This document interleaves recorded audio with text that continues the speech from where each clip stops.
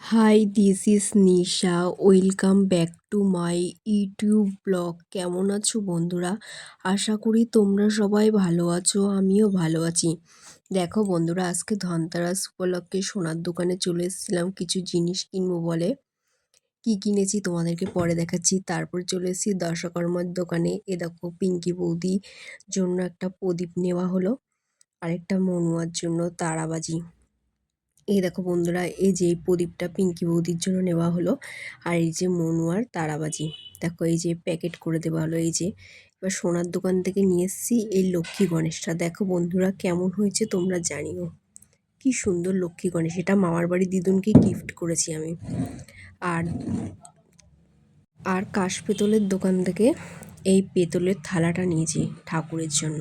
কেমন হয়েছে তোমরা জানিও। দেখো কি সুন্দর দুটো, এই যে দুটো জিনিস ধনতেরাস উপলক্ষে কিনেছি। আর সোনার দোকান থেকে এই হলদিরামের অবুজি এই সম্পাপড়িটা আমাকে গিফট করেছে। কেমন হয়েছে তোমরা জানিও। Thanks for watching.